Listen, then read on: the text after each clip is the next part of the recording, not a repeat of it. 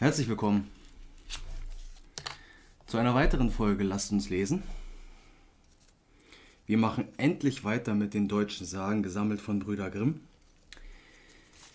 Auf der Seite hier oben werde ich die Seite einblenden, die ich aktuell lese, damit wir gemeinsam lesen können. Das müsst ihr natürlich nicht, ihr könnt mir auch einfach zuhören. Und da oben, da ungefähr, werde ich nochmal eine Infokarte einblenden, die euch zu den vorherigen Folgen bringt. Sind ja mittlerweile schon echt viele Folgen zusammengekommen. Ich glaube, wir sind jetzt bei der Folge 22. Lasst mich mal kurz noch hier die fertig putzen.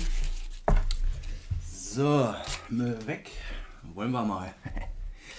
So, ich habe mir ein paar Informationen zusammen geholt aus dem Weltnetz, damit ich ein paar kleine spannende Informationen mit einstreuen kann für euch. Ja. So, dann blättern wir mal hin. Ich habe schon Ewigkeiten nicht mehr gelesen. Meine Güte. Also klar, ne, zur Vorbereitung lese ich hier immer vor, aber aufgrund der langen Krankheit kann ich das nicht immer ganz kontinuierlich machen, weil wenn es einen scheiße geht, sollte man das alles lassen. Wie ihm auch sei, die heutige erste Sage heißt Adalbert von Babenberg. Im Jahr 905, zu König Ludwig des Kindes Zeiten, trug sich eine Begebenheit zu, die man lange auf Kreuzwegen und Mahlstätten von dem Volke singen hörte und von der auch die geschriebenen Bücher von den Taten der Könige nicht schweigen. Adalbert, ein edler fränkischer Graf, hatte König Ludwigs Bruder Konrad in einer der vielen Fehden damaliger Zeit getötet und wurde darum in seiner Burg Babenberg belagert. Da man aber diesem Helden mit Gewalt nicht beikommen konnte, so sann der Ratgeber des Königs, ein gewisser Hatto, auf eine List. Mit frommer Gleisnerei ging er hinauf auf das Schloss und redete Adalbert zu, die Gnade des Königs zu suchen. Adalbert ließ sich bereden, in das Lager des Königs zu gehen, verlangte aber, dass Hatto ihn sicher wieder in seine Burg zurückbringe. Hatto gab ihm sein Wort darauf, und beide machten sich auf den Weg. Als sie sich dem nächsten Dorfe namens Teustadt näherten, sagte Hatto: »Es wird uns das Fasten schwer halten, bis wir zum Könige kommen. Sollten wir nicht vorher frühstücken, wenn es dir gefiele?« Adalbert, einfältig und leichtgläubig nach Art der Alten, lud ihn alsbald nach diesen Worten bei sich zum Essen ein, und sie kehrten wieder in die Burg zurück, die sie soeben verlassen hatten. Nach eingenommenen Mahle begaben sie sich sodann ins Lager, wo die Sache des Fürsten vorgenommen und er des Hochverrats schuldig gesprochen wurde, um danach enthauptet zu werden. Als man dieses Urteil zu vollziehen Anstalt machte, mahnte Adalbert Hatto an die ihm versprochene Treue. Da antwortete dieser verräterisch: »Ja, die habe ich dir wohl gehalten, als ich dich ungefährdet wieder in deine Burg zum Frühstücken zurückführte.« Adalbert von Babenberg wurde hierauf enthauptet und sein Land eingezogen. Andere erzählen mit der Abweichung: Adalbert habe gleich anfangs Hatto eine Mahlzeit angeboten, dieser aber habe sie ausgeschlagen und nachher unterwegs gesagt: »Fürwahr, oft begehrt man, was man erst abgelegen hat. Ich bin wegmüde und nüchtern.« Da lud ihn der Babenberger ein, zurückzugehen und mit ihm etwas zu essen. Hatto glaubte sich aber seines Schwurs ledig, sobald er ihn zur Burg zurückgebracht hatte. Die Verurteilung geschah zu Tribur. Miese Nummer. Allerdings, ich habe ein paar Informationen gesammelt, wie erwähnt. Also erstmal, der Name Hatto bedeutet ungefähr der Begüterte, also nicht der Hassende oder sowas, was man vielleicht noch für Hatto vielleicht verstehen würde, Hatto, Hass und sowas, ne? Aber nein, das ist eigentlich eher eine schöne Bedeutung, wenn man so will. Der Ludwig, hier steht ja zu König Ludwigs des Kindes Zeiten. Zu dem Zeitpunkt war König Ludwig ungefähr 11 Jahre alt. Ungefähr. Vielleicht auch 10. Hier wird leider nicht genau näher beschrieben im Buch, in welchem Monat das war. Und das Interessante an der Geschichte ist, dass diese Verräterei, die hier stattgefunden hat mit Hato und den Adalbert von Babenberg, ist, dass das erst im Nachhinein eingefügt wurde. Ja, also es scheint so, als hätte jemand im Nachhinein diese ganze Verräterei mit hinzugefügt, beziehungsweise von einer anderen Geschichte einfach auf die Geschichte übernommen, aufgemünzt. Es kann also eher so auch sein, dass, also es gibt da so ein paar, ein paar Gerüchte, da streiten sich so ein bisschen die Gelehrten, dass es wohl eher die Verräterei nicht von den Hato kam, sondern eher von den Adalbert, seine Gefolgsleute, dass die ihn verraten hatten. Wer weiß. Aber so sieht man halt, wie das so im Nachhinein, diese so Geschichtsverfälschung, wie das sich so einflechten kann. Ja? Sobald irgendwie die Geschichte lange Zeit ins Lande gegangen ist und ein gewisser Gelehrter vielleicht dich gar nicht mal so mochte, dann kann es sein, dass er Gerüchte oder falsche Behauptungen streut, die dann in den Umlauf kommen und plötzlich für bare Münze genommen werden. Ich glaube, es war sogar mit Napoleon. Erst wurde Napoleon gefeiert, dann wurde er wieder gehasst, dann wieder gefeiert und dann wieder gehasst. Also je nach Jahrhundert hat sich dann immer ein unterschiedliches Bild ergeben über Napoleon. Nur als Beispiel. Das kann man durch die komplette Geschichtsschreibung durchgehen. Einige interpretieren die Geschichte anders, manchmal gewollt, manchmal ungewollt. Und so entstehen dann halt mystische Sagen oder Gerüchte oder also schwierige Geschichte. Und man kennt ja den Spruch, die Sieger schreiben die Geschichte. Und so ist es nach wie vor. Ja. Gut, machen wir weiter mit der nächsten Sage. Ja, das packen wir weg.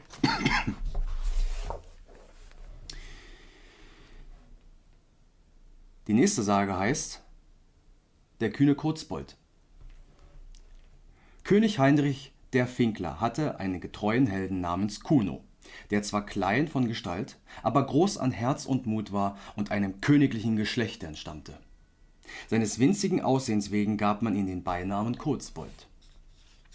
Seine Heldentaten machten ihn berühmt und wurden von fahrenden Sängern in Liedern verherrlicht. Allgemein bekannt waren folgende Sagen. Gisilbert von Lothringen und Eberhard von Franken waren vom Könige abgefallen und eben im Begriff, bei Breisach ihr Heer überzusetzen. Während sie nun am Rheinufer Schach spielten, überfiel sie der Kurzbold mit bloß 24 Männern. Gisilbert sprang in den Nachen, Kuno aber stieß seine Lanze mit solcher Kraft hinein, dass er den Herzog mit allen, die bei ihm waren, versenkte. Den Eberhard durchbohrte er am Ufer mit dem Schwerte und verhinderte durch solche mutige Tat einen langwierigen Krieg mit Kummer und Elend. Zu einer anderen Zeit stand Kurzbold allein mit dem Könige, als ein Löwe aus seinem Käfig sich befreite. Der König wollte Kuno das Schwert entreißen, aber dieser ließ sich die Gelegenheit nicht entgehen, eine Heldentat zu vollbringen, sprang auf den Löwen los und tötete ihn. Einmal hatte er auch einen Heiden, in Klammern Slawen, von riesenhafter Gestalt, auf dessen Aufforderung er aus dem Königslager zum Kampfe erschien, überwunden. Sehr kurze Sage, habe ich hier eine kleine Information wieder zusammengetragen. Der Name Kurzbold, ja, dieser beigefügte Name, das ergibt sich aus kurz, ja, kurz ein kleiner, er war ja von der Größe her eher klein, und das althochdeutsche bald, also Bold, bald ist gleich für kühn. Ja, also man könnte es vielleicht frei übersetzen, der kleine Kühne, der kleine Mutige, Kurzbald, ungefähr. Und um das mal das Thema aufzufassen von der vorherigen Sage, ein gewisser Egerhard der Vierte, auch ein Gelehrter, hat 100 Jahre später, ich weiß nicht, ob es ein Gerücht ist, ob man das als Gerücht schimpfen kann, aber er hat eine gewisse Abscheu von Frauen und Äpfeln den Herrn Kurzbold angedichtet. Den Hintergrund, warum er die Abscheu vor Frauen und gerade Äpfeln hat, erklärt man sich daher, weil er sehr lange unverheiratet war. Und dann sagt man sich, naja gut, vielleicht mag er ja keine Frauen, kann ja durchaus sein. Und bei einer Diskussion um das Zölibat, also quasi Zölibat, ne, wenn man halt,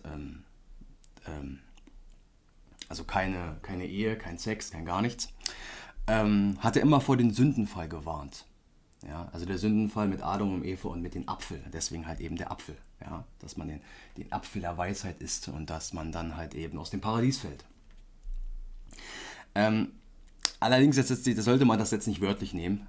Die gehen davon aus, dass der Gelehrte genau das angesprochen hat, die Abscheu von Frauen in Äpfeln, dass wir nicht sagen, dass das nicht heißen soll, derjenige hat die Frauen und der hat Äpfel und Frauen nicht gemocht, sondern es geht eher darum, ja, wegen immer diesen Sündenfall und eben weil er so lange unverheiratet war. Aber so kann das eben wieder vorkommen, ne? Schönes Missverständnis. Dann wäre jetzt hier der gute Kurzbold, wie sagt man im Modern, unfreiwillig im Zölibat lebende. Ihr kennt das. Ich sag das Wort nicht, aber ihr kennt, was ich meine. Dass das die altertümliche Variante wäre, aber ist dem nicht so. Aber schon interessant so, dass der hatte genau das richtige Timing gehabt, den richtigen Zeitpunkt abgewartet. Denn das Hauptheer war schon über den Rhein übergetreten und diese beiden Fürsten, dieser Gisilbert und der Eberhard, die waren ja noch da am Ufer und haben halt eben, wie gesagt, hier Schach gespielt. Die haben halt gewartet, erst kommt das Heer und dann die Könige. Und hat er richtig abgewartet. Ich frage mich ja in dem Moment, was so das Heer dann macht. Wenn der sieht, dass am anderen Ufer gerade seine Herrscher getötet werden, was machen die denn dann danach?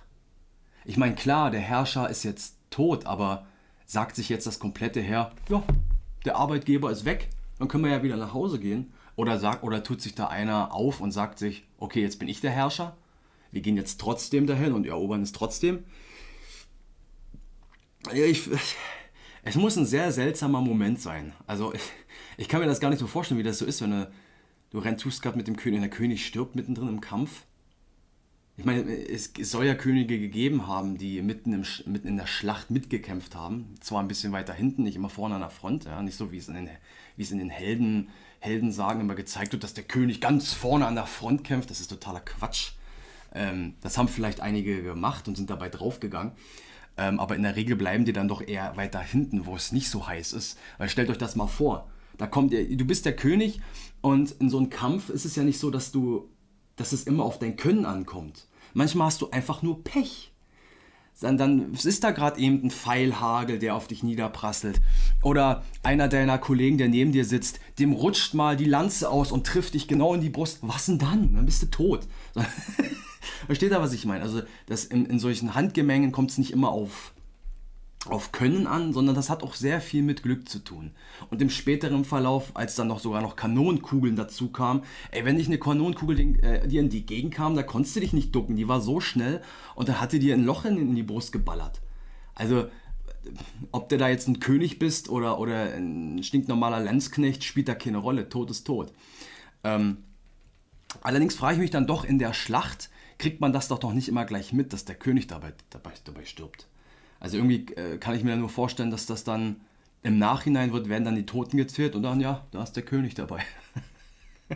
Ja, was machen wir jetzt? Gehen wir alle nach Hause.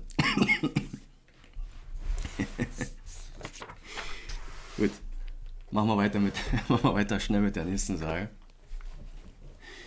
So. Die nächste Sage heißt, und die ist jetzt ein bisschen länger und auch besser, spannender. Die Sage heißt Otto mit dem Bart. Kaiser Otto wurde in allen Landen gefürchtet. Er war streng und ohne Milde, trug einen schönen roten Bart, und was er bei diesem Barte schwur, das machte er wahr und unabwendlich. Nun geschah es, dass er zu Babenberg, in Klammern Bamberg, eine prächtige Hofhaltung hielt, zu welcher geistliche und weltliche Fürsten des Reiches in großer Zahl kommen mussten. Am Ostermorgen zog der Kaiser mit allen diesen Fürsten in das Münster, um die feierliche Messe zu hören, währenddessen in der Burg die Tische zum Gastmahle bereitet wurden. Man legte Brot und setzte schöne Trinkgefäße auf. An des Kaisers Hof diente damals ein edler und wonnersamer Knabe. Sein Vater war Herzog in Schwaben und hatte nur diesen einzigen Erben. Dieser schöne Knabe kam von ungefähr vor die Tische gegangen, griff nach einem Brote mit seinen zarten weißen Händen, nahm es auf und wollte essen, wie alle Kinder tun, die gern in hübsche Sachen beißen, wonach ihnen in der Welle steht. Wie er nun einen Teil des Brotes abbrach, ging er mit seinem Stabe des Kaisers Truchsess, der die Aufsicht über die Tafel hatte. Der schlug zornig den Knaben aufs Haupt, so hart und ungefüge, dass ihm Haar und Haupt blutig ward. Das Kind fiel nieder und weinte heiße Tränen darüber, dass der Truchsess gewagt hätte, es zu schlagen. Das ersah ein auserwählter Held, genannt Heinrich von Kempten. Der war mit dem Kinde aus Schwaben gekommen und dessen Zuchtmeister. Heftig verdross es ihm, dass man das zarten Kindes so unbarmherzig geschlagen hatte, und er fuhr den Truchsess dafür mit harten Worten an. Der Truchsess erwiderte, dass es Kraft seines Amtes allen ungefügen Schalken am Hofe wehren dürfe. Dann nahm der Herr Heinrich einen großen Knüttel und spaltete des Truchsesses Schädel, dass es wie ein Ei zerbrach und der Mann tot zu Boden sank. Unterdessen hatten die Herren Gott gedient und kehrten zurück. Da sah der Kaiser den blutigen Estrich, fragte und vernahm, was sich zugetragen hatte. Heinrich von Kempten wurde auf der Stelle vorgefordert, und Otto, von tobenden Zorn entbrannt, rief: »Dass mein Truchsess hier erschlagen liegt, schwöre ich an euch zu rächen, samt mir meinen Bart, so gewiss mir mein Bart steht.« Als Heinrich von Kempten diesen teuren Eid ausgesprochen hörte und sah, dass es sein Leben galt, fasste er sich, sprang schnell den Kaiser los, ergriff ihn bei seinen langen roten Barte, schwang ihn plötzlich auf die Tafel, dass die kaiserliche Krone von Haupte fiel, und zückte sein Messer, als wollte er ihn erstechen. Als die Fürsten den Kaiser von dem wütenden Menschen befreien wollten, rief er laut aus: »Keiner rührt mich an, oder der Kaiser liegt hier tot!« Oh, liegt tot hier. Da traten alle zurück. Otto selbst in seiner Not winkte ihnen zu, sich nicht einzumischen.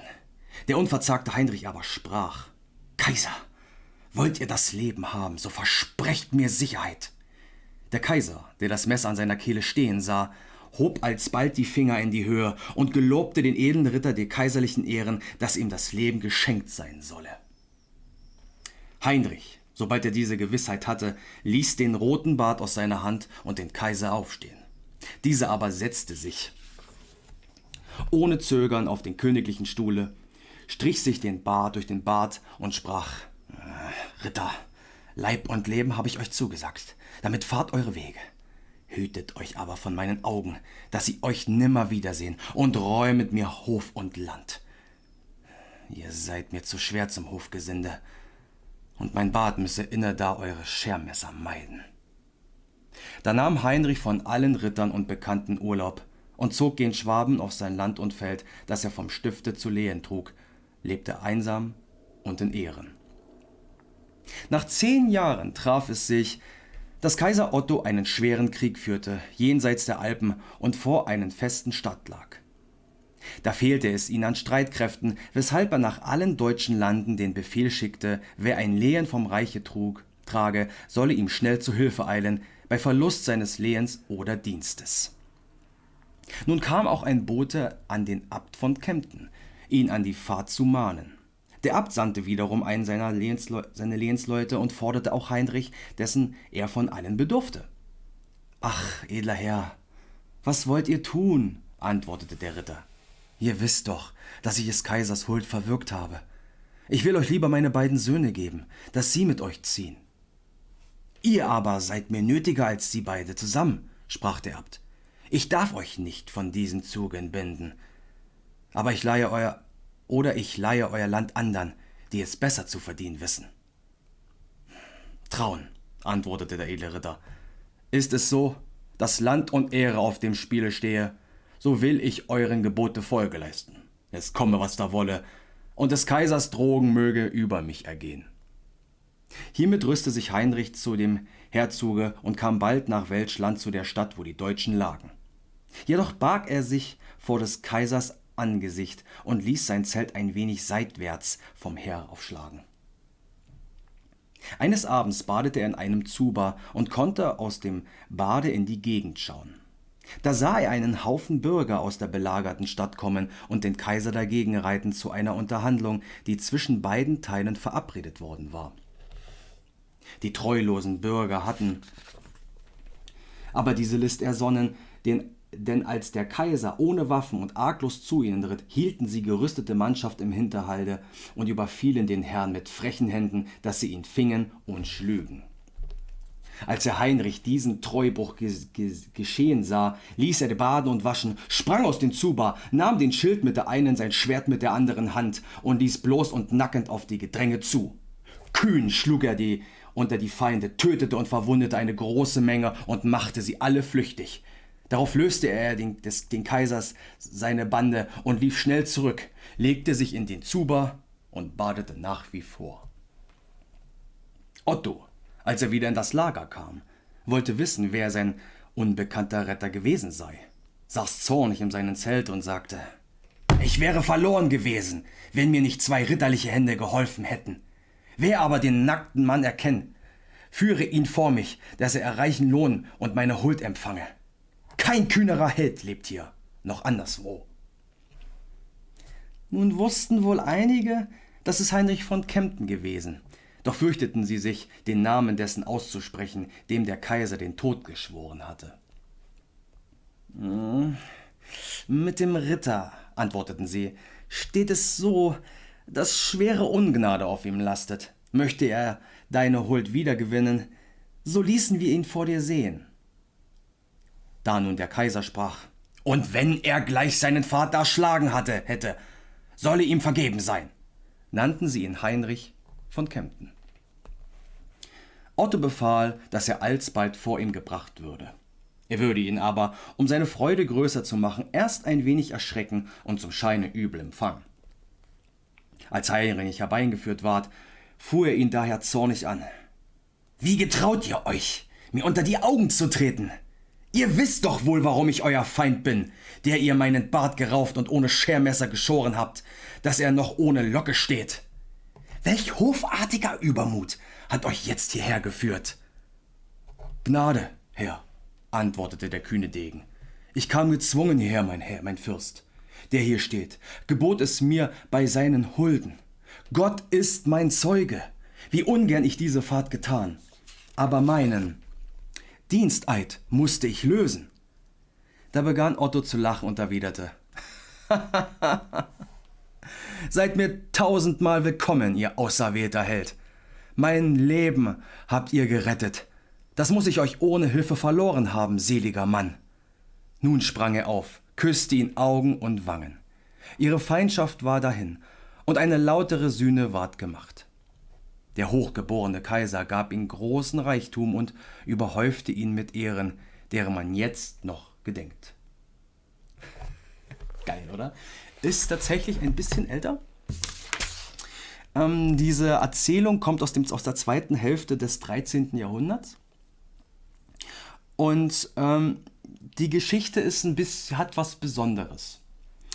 Ihr habt ja bestimmt mitgekriegt, als erstes, dass es hier sowohl Opfer als auch Täter gibt, die aber sowohl sich in den Personen sowohl als auch reinspiegelt. Ja? Das heißt zum Beispiel der Junge hat gestohlen vom Tische das Brot und war somit der Täter, hat aber auch eine auf die Omme gekriegt als Strafe. Der gute Truchsess hat seine Pflicht getan und verteidigt, hat aber dabei ein bisschen übertrieben und den wehrlosen Jungen so dermaßen auf den Kopf geschlagen, dass er direkt blutet. Genauso wie der gute Heinrich. Heinrich? Doch, ne? Heinrich hieß er. Genau, Heinrich von Kempten, genau. Er hat genauso übertrieben. Also diese ganze Geschichte durchzieht sich mit ständig Leute, die zwar erstmal im Recht sind, aber dann völlig überziehen Ja, also völlig aus den Rahmen fallen. Und das zieht sich so durch die Geschichte durch. Und dadurch, durch diese Erzählweise, entsteht kein richtiges, na wie sagt man das, da entsteht keine richtige Lehre, die man daraus ziehen kann, wie man sich jetzt zum Beispiel verhalten soll. Ja, also der, der, der, der, diese, was darauf aufeinander passiert, also dass zum Beispiel jetzt der Heinrich sein Messer zieht und den Kaiser an die Kehle hält, ich meine, das ist ja schon, eigentlich wirst du dafür geköpft, egal ob wie es im Nachhinein mit dir steht. Also, äh, aber es war eine Reaktion auf die Drohung des Kaisers. Also ist es dann wiederum, passt es irgendwie. Es ist also ein ständiges Hin und Her. Und dadurch eben entsteht keine höhere Botschaft dadurch, sondern es ist eher so, ich finde, das ist, also meines Gefühl auch, es ist mehr so aus dem Leben gegriffen, diese Geschichte. Ja, dass man ständig was Falsches sagt, sich nicht vorher überlegt, was man sagt. Und so ist das Leben ja nun mal. Man sagt Dinge, die man im Nachhinein eigentlich gar nicht so meint. Und es entstehen plötzlich eine Verkettung an Situationen, die hätten gar nicht so kommen müssen, wenn nicht einer von den Leuten, die daran teilgenommen haben, nicht vorher sich kurz mal zurückgetreten ist und gesagt hat, Leute, wir müssen das jetzt erstmal, lasst uns die, die Kette an Ereignissen unterbrechen und einem kurz zurücktreten und erstmal kurz darüber nachdenken, was hier abläuft. Gut, das hatte hier trotzdem ein glückliches Ende, wenn man so will. Aber ja, ich finde es übrigens sehr spannend, wie man einfach mit Schwert und Schild nackt über das Feld läuft und dann damit kämpft. Ich meine, ich kann mir gut vorstellen, dass so eine Rüstung relativ schwer ist und dass man dann nackt wohl freier kämpfen kann. Aber es muss schon ein sehr seltsames Bild gewesen sein, wie er da. Wir gehen mal weiter zu der nächsten Sage. Es erinnert mich so ein bisschen an diese andere Geschichte. Ich kann mir jetzt nicht genau sagen, welche Folge das war, wo die Leute auch alle oben ohne gekämpft haben, um zu zeigen, dass ihnen Wunden egal ist. Ja. Und dann haben sie auch immer oben ohne gekämpft und immer geschrien und ihre Muskeln. Naja, gut. Und dann haben sie verloren im Nachhinein. Gut, die heutige letzte Sage. Die Grafen von Eberstein. Als Kaiser Otto seine Feinde geschlagen und die Stadt Straßburg bezwungen hatte, lagerte er vor der Burg der Grafen Eberstein, die es mit seinen Feinden hielten. Das Schloss stand auf einem hohen Felsen am Walde unweit Baden in Schwaben, und 3,5 Jahre lang konnte es des Kaisers Heere nicht bezwingen, sowohl der natürlichen Festigkeit als der tapferen Verteidigung der Grafen wegen. Da riet ein kluger Mann dem Kaiser folgende List: Er solle einen Hoftag nach Speyer aufschreiben, zu welcher jedermann ins Turnier kommen dürfte. Die Grafen von Eberstein, die dem Brauche entsprechend hierzu eingeladen werden mussten und dazu freies Geleit empfingen, würden nicht säumen, sich hierzu einzufinden, um ihre Tapferkeit zu beweisen.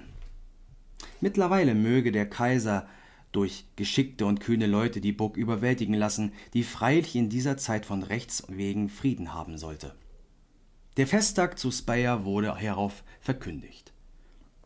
Die Fürsten und Herren unter ihnen, auch die 3 Ebersteiner waren zugegen, und manche Lanze wurde gebrochen. Abends begann die Reigen, wobei die jüngste Graf von Eberstein, ein schöner, anmutiger Mann mit krausem Haar, vortanzen musste. Als der Tanz zu Ende ging, nahte sich heimlich eine schöne Jungfrau, den die 3 Grafen und raunte ihnen zu: Hütet euch, der Kaiser will eure Burg ersteigen lassen, während ihr hier seid. Eilt noch in dieser Nacht zurück.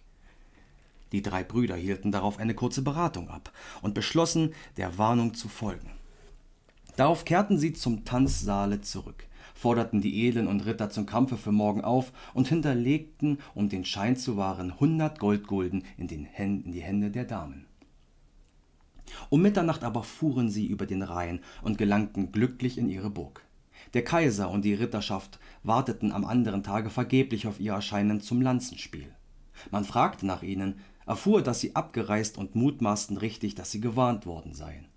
Otto befahl zwar, so schnell als möglich die Burg zu stürmen, um ihnen zuvorzukommen, aber die Ebersteiner schlugen den Angriff tapfer und glücklich ab. Als mit Gewalt nichts auszurichten war, sandte der Kaiser 3 Ritter auf die Burg, um mit den Grafen zu unterhandeln. Sie drohten den Ebersteinern, der Kaiser, der ihnen ungnädig sei, werde nicht ablassen, die Burg zu belagern, und was er mit Stürmen der Hand nicht vermöge, werde er durch das Aushungern erreichen. Da führten die Ebersteiner sie in ihre Vorratsräume und zeigten ihnen die Menge von Wein und Getreide, worüber sich die Gesandten sehr wunderten, ohne zu merken, dass sie hinters Licht geführt wurden, denn die Fässer, in denen Wein sein sollte, hatten doppelte Böden und waren größtenteils nur mit Wasser gefüllt, und unter den mächtigen Getreidehaufen lagen Höbelspäne. Da berichteten die Unterhändler dem Kaiser, es sei ganz vergeblich, die Burg ferner zu belagern, denn die Vorräte in der Burg reichten gut und gerne noch für 3 Jahre. Da wurde Otto geraten, seine Tochter dem jüngsten Ebersteiner zu vermählen, damit dieses tapfere Geschlecht auf seine Seite komme. Mit dieser Art Frieden zu machen, waren die tapferen Grafen einverstanden, namentlich der Jüngste, der in seiner Braut jene freundliche Warnerin vom Turnier zu Speyer wiedererkannte. Die Hochzeit wurde danach in Sachsen gefeiert. Später sandte der Kaiser seinen Schwiegersohn mit einer wichtigen Botschaft an den Papst, der ihm eine Rose schenkte, die in einem weißen Korbe übergaben wurde. Seitdem führt die Ebersteiner eine rote Rose in weißem Felde in ihrem Wappen. Hier gibt es noch was im Kleingedruckten unten. Das geht um die Goldgulden in die Hände der Damen. Da steht wohl als eine Art Reugeld. Also quasi, ja, dass man es bereut. Ja. Dass man sagt, okay, wir hauen zwar ab und verraten die mehr oder weniger, aber wir haben ihnen Geld gegeben. So ein bisschen. Ja, auch hier die Grafen von Eberstein. Die gründeten einige Städte und Klöster und haben da das Mugtal besiedelt, das vorher relativ dünn besiedelt war. Haben also sich was aufgebaut, die Ebersteiner. Allerdings mussten die stets mit dem Niedergang kämpfen, da sie in einer schwierigen Lage waren zwischen einmal Baden und einmal Württemberg. So, ihr kennt ja Baden-Württemberg, ne? Und vorher waren das ja zwei getrennte Grafschaften und die waren genau dazwischen. Und naja, dadurch hatten sie stets finanzielle Probleme. Das wird ja hier in der Sage ja auch noch einmal aufgegriffen. Sie hatten stets finanzielle Probleme gehabt, durch zum Beispiel lange Fehden, ja, die kosten immer Geld, und eben auch durch eine Verheiratung. Ja, man hat ja hier erstmal gehört, wie der Otto seine Tochter verheiratet hatte. Und das ist damals Brauch gewesen, in einigen Ländern heute auch, in Indien zum Beispiel ist es immer noch so, dass die familiäre Seite der Tochter muss immer etwas mitgeben zu dem neuen Paar. Das heißt, entweder finanzielle Mittel, entweder Geld, Silber, Gold, was man immer auch hat. Wenn das eben nicht ausreicht, dann eben Land oder Besitztümer. Und durch diese Sache haben die Ebersteiner Stück für Stück immer mehr Land verloren und sind dann letztendlich in Baden und Württemberge aufgegangen und haben das dann verloren. Es gibt tatsächlich noch die alte Burg Eberstein. Ja, die zeige ich euch dann hier nochmal. Ich habe einige Bilder rausgesucht, die werde ich jetzt hier zeigen. Da sieht man mal, wie das so ausgesehen hat. Ja, also man sieht wirklich, dass die war wirklich schwer einzunehmen. Die stand wirklich auf einem Berg. Und drumherum mit Wald, also das war anstrengend, die einzunehmen. Aber in dem Fall ist es halt, in dem Fall bringt es einen nichts. Ja, ob du jetzt so wie schwierig nun deine Burg zu erobern ist, spielt keine Rolle, wenn du umgeben bist. Also wenn du ständig Leute um dich drum hast, die lassen dich aushungern und das war's. Also, na gut. Das war's für heute. Ich hoffe, es hat euch gefallen. Ich hoffe, ich bleibe jetzt auch weiter gesund, damit ich wieder pro Woche mindestens eine Folge schaffe. Ich wünsche euch dann noch einen schönen Abend, schönen Tag, schöne Nacht, je nachdem, wann ihr das jetzt schaut. Und ich hoffe, wir sehen uns das nächste Mal wieder bei. Korrekt. Lasst uns lesen. Tschüssi.